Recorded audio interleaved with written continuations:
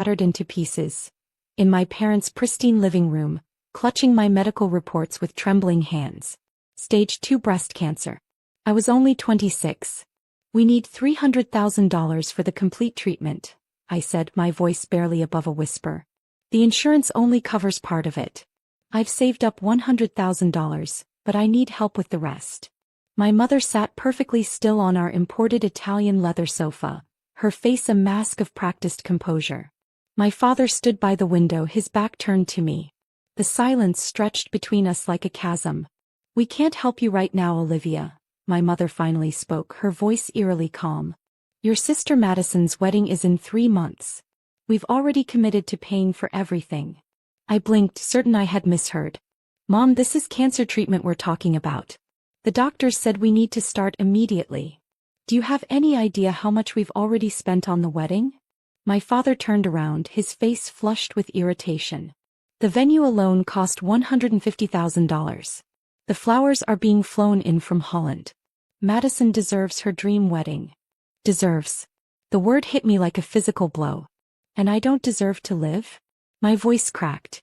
Don't be dramatic, my mother sighed, standing up to adjust a crystal vase of fresh orchids. There must be cheaper treatment options. Or you could get a loan. I've already looked into loans. No bank will approve that amount with my current salary. Madison chose that moment to burst through the front door, her arms laden with shopping bags.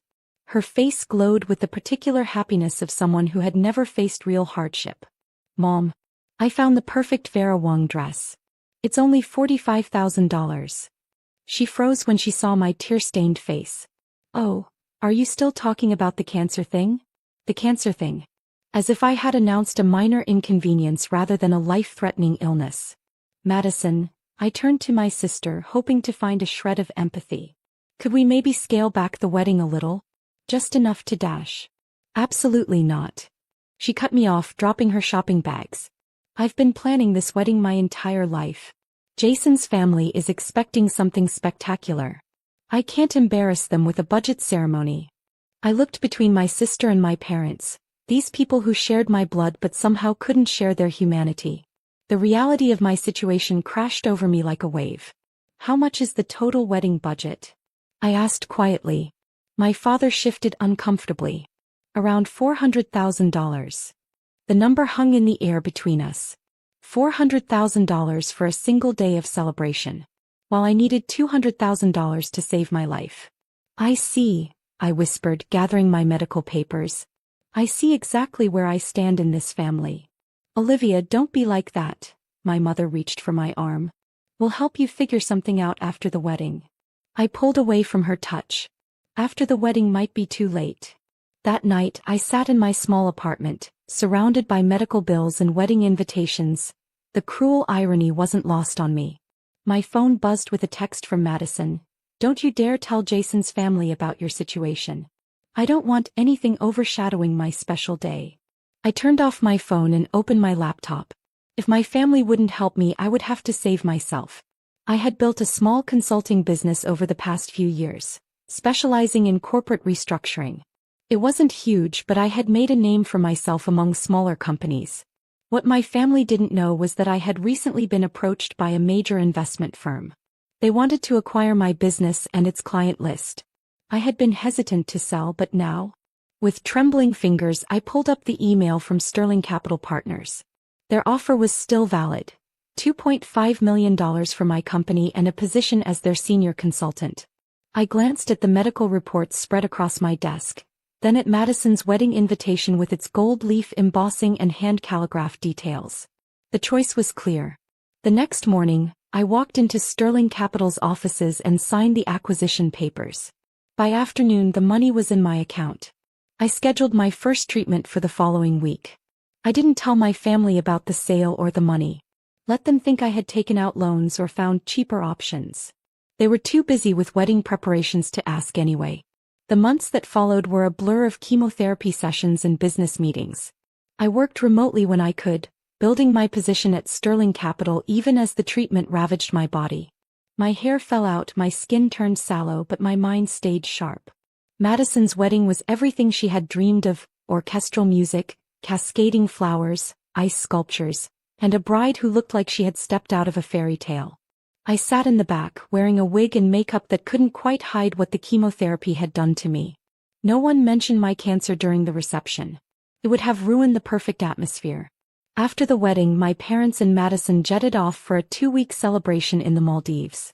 I underwent my second round of chemotherapy alone. But something interesting was happening at Sterling Capital. My expertise in corporate restructuring had caught the attention of the senior partners. While my body fought its battle, my career soared. I was given larger clients, more responsibility, more trust. Then one day, exactly 3 years after my diagnosis, I received an interesting email. It was about a company facing bankruptcy, Morrison Industries. My father's company. I leaned back in my chair, a strange smile playing on my lips as I read the detailed report. They needed a miracle, and Sterling Capital was their last hope. The irony was almost poetic. Every major decision would require my signature as the lead consultant. My phone rang. It was my father's number. I let it ring. My father's number flashed on my phone 5 more times that afternoon. Each time I let it ring. I had learned something valuable during my cancer treatment. Timing is everything. Finally, at exactly 5 p.m. I answered. Morrison Industries needs help. My father's voice was strained, missing its usual authoritative tone. Sterling Capital is our last option. I know, I replied calmly, running my fingers over the thick folder on my desk. I'm looking at the file right now. Silence. Then, you work at Sterling Capital? I'm the lead consultant for corporate restructuring. I kept my voice neutral. Actually, I'm the one who'll be handling your case.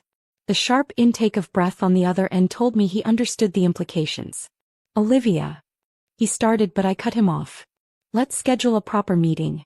Tomorrow 9 a.m. Sterling Capital's main conference room. Bring Mom and Madison. She's still your CFO, right? We need all decision makers present. Before he could respond, I hung up. That night, I stood in front of my full-length mirror, carefully choosing my armor for tomorrow's battle. Gone was the sickly, desperate woman who had begged for help 3 years ago. Cancer had taken my hair, but it had grown back thicker, darker. My body, once weakened by chemotherapy, was now strong again.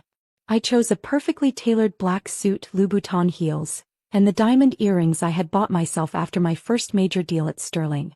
The next morning, I arrived early to set up the conference room. As I placed folders at each seat, Jenny, my assistant, poked her head in. Your family's here, she said, trying to hide her curiosity. I had told her the whole story last night. Your sister's wearing what looks like a year's salary. I smiled. Send them in.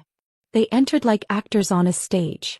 My father first, then my mother, and finally Madison, all dressed in their designer best. Their expressions shifted from practiced confidence to shock when they saw me. Olivia. Madison's perfectly plucked eyebrows shot up. You're the consultant?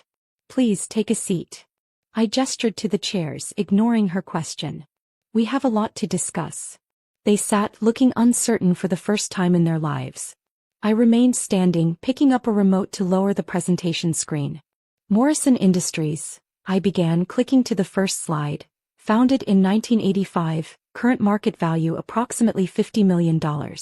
However, you're facing debt of $75 million, 3 pending lawsuits, and your stock has dropped 60% in the last quarter. My father shifted uncomfortably. We've had some setbacks, Dash. Setbacks? I interrupted, clicking to the next slide. You've been mismanaging this company for years.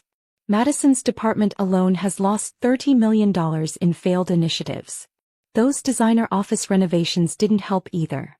Madison's face flushed red. How dare you, Dash? I dare because that's my job, I cut her off.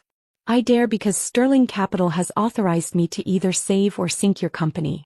Every decision, every dollar of potential investment requires my signature. The room fell silent. My mother, who had been unusually quiet, finally spoke. Sweetheart, we're family. Surely we can, Dash. Family. I clicked to a new slide. On the screen appeared a medical bill from 3 years ago. Let's talk about family. My father's face went pale. My mother looked away. Madison suddenly became very interested in her manicure. 3 years ago, I needed $200,000 for cancer treatment. You chose to spend $400,000 on a wedding instead. Do you know how I survived? No one answered. I sold my first company. The one you all mocked as a cute little business. It sold for $2.5 million. I let that number sink in. That sale brought me to Sterling Capital. And now here we are. Olivia, my father's voice cracked. We made a mistake. We know that now. But this is our company, our legacy dash. Your legacy? I laughed, but there was no humor in it. Your legacy is choosing flower arrangements over your daughter's life. Your legacy is Madison's $45,000 wedding dress while I sat through chemotherapy alone. I walked around the table slowly, my heels clicking on the hardwood floor. Here's what's going to happen. Sterling Capital is prepared to offer you a rescue package. It would save the company, but with conditions. They leaned forward eagerly. First, both you and Madison resign from all executive positions. I held up my hand as they started to protest. You'll retain symbolic board seats, nothing more. Second, the company will be restructured under new management. My management. You want to take our company? Madison shrieked. No, I corrected her. I want to save it. Which is more than you did for me. I placed 3 contracts on the table. You have until 5 p.m. today to decide. Sign, and Morrison Industries survives under my leadership. Refuse and I'll recommend Sterling Capital let you sink. Your choice. My mother reached for my hand. Please, honey, we can work this out as a family. I pulled away from her touch just like I had 3 years ago in our living room. That's exactly what we're doing. As a family. I straightened my suit jacket.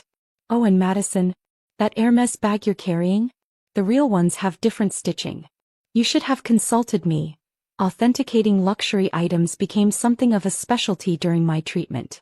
All those hours in the hospital gave me time to study. Her face turned scarlet as she tried to hide the counterfeit bag under her chair. I have other meetings to attend. Jenny will stay here if you have any questions about the contracts. I walked to the door, then paused. One more thing. That $400,000 wedding? Jason filed for divorce last month. I guess expensive flowers don't guarantee happiness. I closed the door behind me, letting out a long breath. Through the glass walls, I watched them stare at the contracts, their perfect world crumbling around them. By 4:30 p.m. they signed. When I got home that night, I opened my safe and pulled out a photo I'd kept hidden for 3 years. Yumi in the hospital, bald and smiling weakly after my first round of chemotherapy. No family members in sight, just my nurse who had kindly offered to take the picture. I poured myself a glass of wine, the expensive kind from my private collection, and made a toast to the scared young woman in that photo. We made it, I whispered. The next morning, Morrison Industries announced its restructuring. The stock rose 15% on the news that I would be taking over. Turns out the market had more faith in me than my family ever did. My father cleaned out his office that weekend. Madison posted a tearful Instagram story about toxic work environments and family betrayal. My mother left 3 voicemails about forgiveness and fresh starts. I let them all go to voicemail. Instead, I focused on rebuilding the company they had nearly destroyed. In the first month, I cut unnecessary expenses, including Madison's $15,000 monthly entertainment.